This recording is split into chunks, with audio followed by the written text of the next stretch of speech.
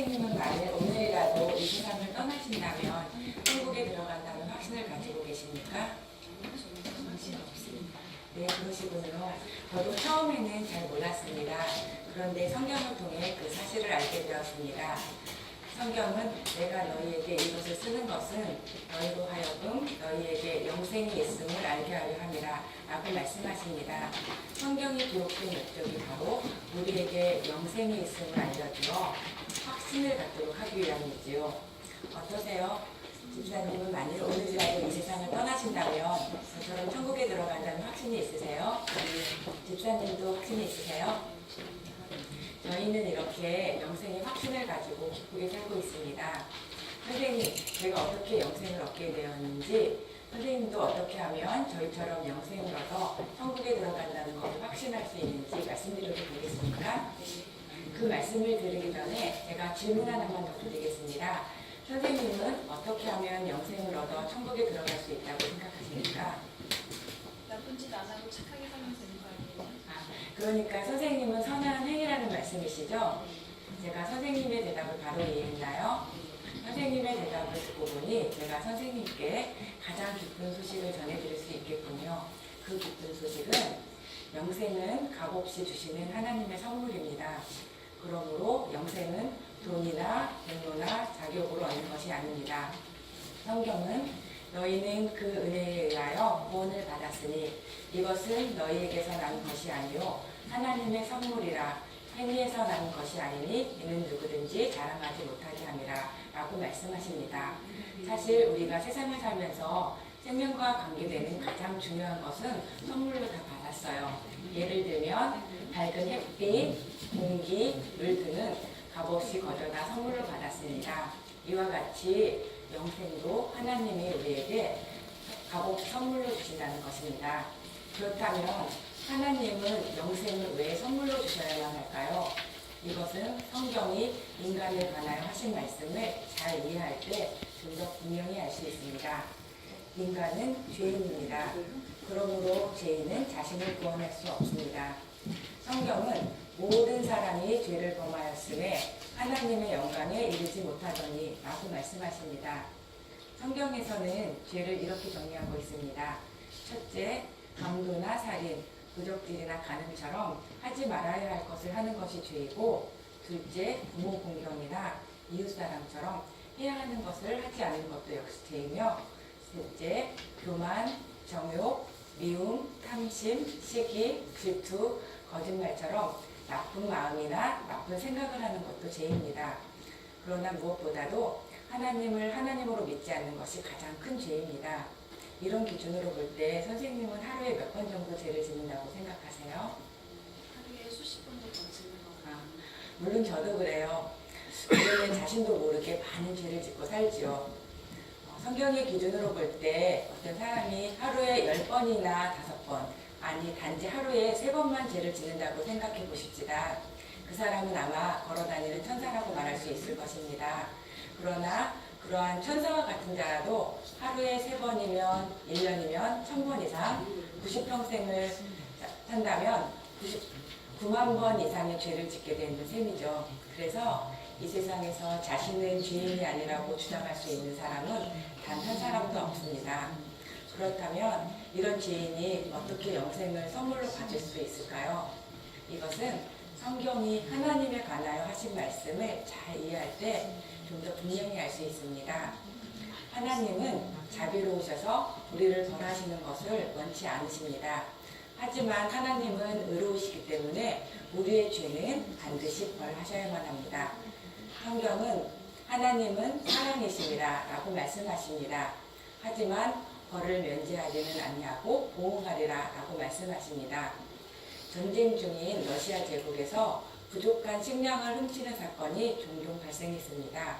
화가 난 지휘관 가르시아 장군은 누구든지 식량을 잡히는 사람에게는 끔찍한 채찍질을 가하겠다고 선포했습니다. 그런데 도둑을 잡고 보니 다른 사람이 아닌 그의 어머니였습니다. 장군은 원칙에 따라 사랑하는 어머니에게 채찍을 가하자니 늙으신 어머니께서 돌아가실 것 같고, 원칙을 무시하고 그냥 넘어가자니 부하들에게 동기가 서지 않을 것 같았습니다. 결국 지휘관이 만든 원칙에 따라 처벌해야 하는 날, 그는 어머니 앞에서 겉옷을 벗었습니다. 그리고 부하들에게 명했습니다. 어머니 대신 나에게 채찍을 가하라. 그는 어머니 대신 채찍에 맞음으로써 어머니를 향한 사랑을 실천하였을 뿐만 아니라 죄인을 처벌해야 하는 공의도 실천하게 된 것입니다. 이와 같이 자비로우시고 의로우신 하나님은 우리의 죄 문제를 예수 그리스도 안에서 단번에 해결하셨습니다. 예수 그리스도는 참 하나님이신 동시에 참 인간이십니다. 예수 그리스도는 우리에게 영생을 선물로 주시기 위하여 십자가에서 죽으심으로 우리의 죄값을 대신 치르시고 부활하셨습니다. 이 책이 제가 태어나서 지금까지 지은 모든 죄와 모든 생각, 모든 말, 모든 행위가 낱낱이 기록된 책이라고 생각해 봅시다. 성경은 어느 날 이 책이 하나님 앞에 펼쳐지고 제가 행한 대로 심판을 받게 될 것이라고 말씀하십니다. 그런데 이 책에 기록되어 있는 제가 문제입니다. 하나님은 저를 사랑하시기 때문에 벌하실 수도 없고 또한 하나님은 의로우시기 때문에 저의 죄는 반드시 벌하셔야만 합니다. 이 문제를 해결하기 위하여 하나님은 그의 사랑하시는 아들 예수 그리스도를 이 세상에 보내셨습니다. 성경은 우리는 다 양 같아서 그릇 행하여 각기 제 길로 갔거늘 여호와께서 우리 모두의 죄악을 그에게 예수 그리스도에게 담당시키셨도다 라고 말씀하십니다. 하나님이 미워하시는 저의 모든 죄가 그의 사랑하시는 아들 예수 그리스도께로 옮겨졌습니다. 예수 그리스도는 그 자신의 몸으로 우리의 모든 죄값을 치르시기 위하여 친히 십자가에 달려 돌아가셨습니다. 십자가 위에서 우리의 모든 죄값이 치루어졌을 때 예수 그리스도는 다 이루었다라고 말씀하셨습니다. 범죄한 우리의 모든 죄값을 예수 그리스도께서 대신 갚아주신 것입니다. 예수 그리스도는 우리의 모든 죄값을 치르신 후 사흘 만에 부활하셔서 우리에게 영생을 선물로 주시기 위하여 승천하셨습니다. 지금 예수님은 영생을 선물로 주시고자 하십니다. 그렇다면 우리가 이 영생의 선물을 어떻게 받을 수 있을까요? 이 영생의 선물은 예수 그리스도를 믿음으로 받습니다. 그러나 중요한 사실은 단순한 지적 동의와 일시적 현세적 믿음은 우리를 구원하는 믿음이 아닙니다. 구원받는 참 믿음은 우리의 구원을 위해서 오직 예수 그리스도만을 신뢰하는 것입니다. 성경은 주 예수를 믿으라. 그리하면 너와 네 집이 구원을 받으리라 라고 말씀하십니다. 구원받는 참 믿음이 무엇인지 이 의자를 가지고 설명드리겠습니다. 여기 의자가 있다는 사실을 알고 계시죠? 그러나 단순히 의자가 있다는 것만 알고 의자에 앉지 않는다면 이 의자가 저에게 무슨 소용이 있겠습니까? 송구한 말씀이지만 이 의자를 예수님으로 가정해 봅시다. 의자에 앉으면 편하다는 사실을 알기만 하고 그 옆에 서 있기만 하듯이 예수 그리스도께서 구원자라는 사실을 머리로만 알고 예수 그리스도를 신뢰하지 않는다면 그 믿음은 단순히 지식적 동의에 불과하므로 우리를 구원하는 믿음이 아닙니다. 또한 예수 그리스도를 건강 문제, 재정 문제, 자녀 문제 등 일시적이고 현실적인 문제만을 해결할 뿐으로 알고 각종 문제들은 예수 그리스도께 부탁드리면서도 자신은 여전히 예수 그리스도를 신뢰하지 않는다면 그 믿음은 일시적 현세적 문제만을 해결하려는 믿음으로 우리 자신을 구원하는 믿음이 아닙니다. 구원받는 참 믿음은 자신의 모든 문제를 가지고 이처럼 자기 자신이 온전히 예수 그리스도를 신뢰하는 것입니다. 어느 날 저는 제 자신의 모든 문제를 아는 채로 제 자신을 예수 그리스도께 맡겼습니다. 비로소 저는 영생을 선물로 받게 되었습니다. 얼마나 평안하고 기뻤는지 몰라요. 앞에서 선생님은 영생을 얻어 천국에 들어가려는 이유가 선한 행위라고 하셨죠? 그렇다면 선생님은 영생을 얻어 천국에 들어가려고 결국 누구를 신뢰하고 계셨던 것일까요? 그분이 제 자신이었던 것 같아요. 선생님께서 영생을 선물로 얻고 천국에 들어가려면 신뢰의 대상을 자신의 선한 행위로부터 오직 예수 그리스도께로 옮기셔야만 합니다. 지금까지 제가 성경의 핵심 내용을 요약해서 말씀드렸습니다. 선생님 이해가 되십니까? 이 시간 온 우주 만물을 창조하신 하나님께서 선생님에게 사랑하는 딸아, 내가 너에게 이 영생의 선물을 주려고 하는데 받겠느냐라고 물으신다면 선생님은 이 영생의 선물을 받기 원하십니까? 선생님 참으로 중요한 결정을 하셨습니다. 이제 선생님의 결정이 무엇을 뜻하는지 간단히 말씀드리겠습니다. 첫째, 영생을 얻으려고 자신을 신뢰하지 않고 오직 예수 그리스도만을 신뢰하겠다는 뜻입니다. 둘째, 부활하여 살아계신 예수 그리스도를 구원자로 삶의 주인으로 모시겠다는 뜻입니다. 셋째, 자신이 지었던 죄를 회개하고 삶의 방향을 하나님께로 돌리겠다는 뜻입니다. 그렇게 하시겠습니까? 선생님, 하나님은 우리의 기도에 귀 기울여 들어주십니다. 저를 따라서 하나님께 한마디씩 기도해 주세요. 하나님 아버지, 지금까지 저는 제 자신을 믿고 살아온 죄인입니다. 저의 죄를 회개하오니 용서해 주십시오. 예수님이 저의 죄 때문에 십자가에서 죽으시고 부활하신 것을 믿습니다. 지금 제 마음의 문을 엽니다. 예수님께서 제 마음에 들어오셔서 저의 구원자와 삶의 주인이 되어 주십시오. 이제부터 제가 하나님 앞에 설 때까지 저의 삶을 인도해 주십시오. 예수님 이름으로 기도드립니다. 아멘. 이제 제가 선생님을 위해 기도하겠습니다.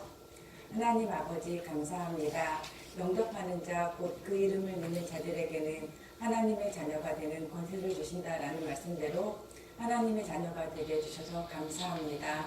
동이 서에서 먼 것 같이 내 죄를 멀리 옮겼느니라 라는 말씀대로 우리 선생님에게 죄 용서의 확신을 주시고 나를 믿는 자는 멸망치 않고 영생을 얻으리라 라는 말씀대로 구원의 확신을 주시옵소서. 예수님 이름으로 기도드립니다. 아멘. 이제 선생님이 기도하신 일이 무엇을 의미하는지 예수 그리스도께서 하신 말씀을 읽어주시면 좋겠습니다. 여기를 읽어주시겠습니까? 진실로 너희에게 이르노니 믿는 자는 영생을 가졌나니.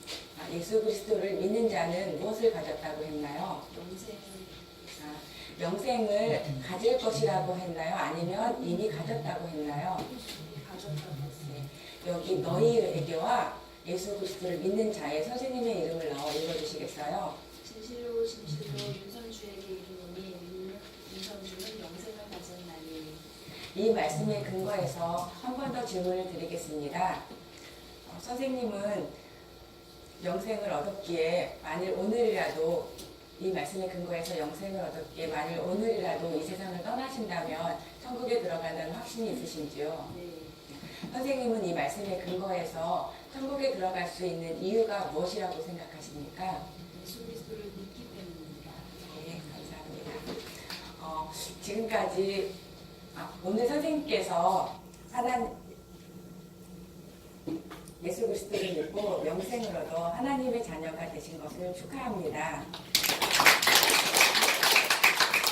이것은 제가 선생님께 드리려고 가져온 책인데요. 여기에는 제가 방금 말씀드린 내용이 간단히 요약되어 있고 선생님의 믿음이 선생님의 신앙이 성장하는 데 도움이 될 내용이 있습니다. 여기 나의 결정을 읽어주시겠습니까? 나는 지금까지 제 자신을 믿고 살아온 죄인이었습니다. 그러나 나는 오늘 예수 그리스도를 나의 구주로 모셨습니다. 나는 이제 나의 영생을 위하여 오직 예수 그리스도를 믿고 의지합니다. 예수 그리스도께서 나의 죄를 용서하시고 모든 죄악에서 나를 구원하셔서 나에게 영생 주신 것을 감사합니다. 이제부터 주님께서 나를 다스리시도록 나의 모든 삶을 주님께 드립니다. 이 시간 이후로는 주님께서 힘을 주시는 대로 우리 삶의 모든 영역에서 주님을 섬기고 주님께 순종하기 위해 힘쓸 것입니다. 네, 감사합니다. 이것이 오늘 선생님의 결정이시죠? 여기에 오늘 날짜를 적으시고 선생님께서 직접 서명해 주시겠어요? 저도 증인으로서 서명하겠습니다. 그리고 제 연락처도 적어드리겠습니다. 신앙생활에 도움이 필요하실 때는 언제든지 연락 주십시오. 선생님, 아기가 태어나면 잘 자라나야 부모의 마음이 기쁜 것처럼 이제 선생님도 영적으로 태어난 생명과 같기 때문에 하나님은 선생님의 믿음이 잘 자라기를 원하십니다. 여기 믿음이 잘 자라는 데 도움이 되는 신앙성장의 5가지 방안이 있는데 같이 보시죠. 여기 지난 글씨를 읽어주시겠어요? 첫째, 성경.